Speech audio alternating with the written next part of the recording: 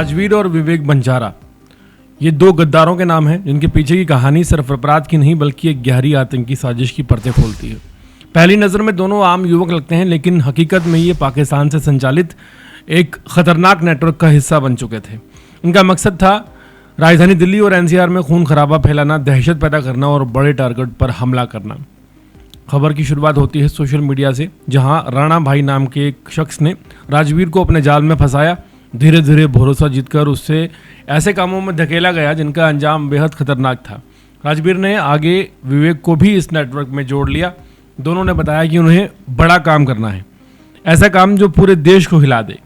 मार्च 2026 में इस साजिश ने असली रूप लेना शुरू किया। पाकिस्तान में बैठे गैंगस्टर शहजाद भट्टी के इशारे पर राजवीर को निर्देश मिला कि वो हथियारों का इंतजाम करे।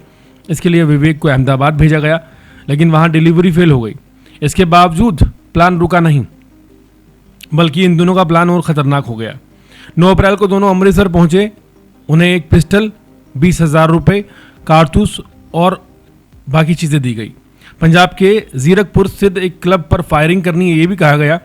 ये सिर्फ एक रंगदारी नहीं थी बल्कि एक ट्रायल था ताकि उनकी काबिलियत परखी जा सके। 11 अप्रैल को राजवीर ने क्लब के बाहर गोली चलाने की कोशिश की, लेकिन पिस्टल में टेक्निकल खराबी आ गई और वारदात टाल दी गई। इस दौरान विवेक पूरी वीडियो रिकॉर्ड कर रहा था, जिसे पाकिस्तान में बैठे हैंडलर्स को भेजा जाना था। बाकायदा दिखाया जाना था कि किस तरह से दहशत फैलाई गई। नाकामी के बाद साजिश खत्म नहीं हुई।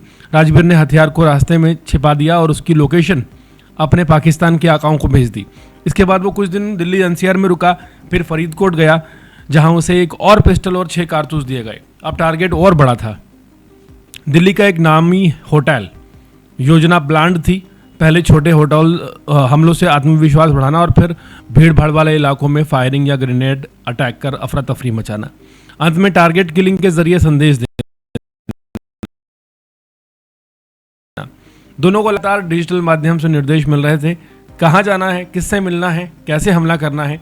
उनके मोबाइल फ़ोन पर इस नेटवर्क की पूरी जो ब्लूप्रिंट है, चैट है, वॉइस नोट है और वीडियोज़ हैं जो इस साजिश की गहराई को साबित करते थे। दिल्ली पुलिस की स्पेशल सेल को जब इस मॉड्यूल की भनक लगी तो तुरंत ऑपरेशन शुरू किया गया। टेक्निकल निगरानी और खुफिया इनपुट के आधार पर 16 अप्रैल 2026 को विवेक को ग्वालियर के डबरा से गिरफ्तार किया गया।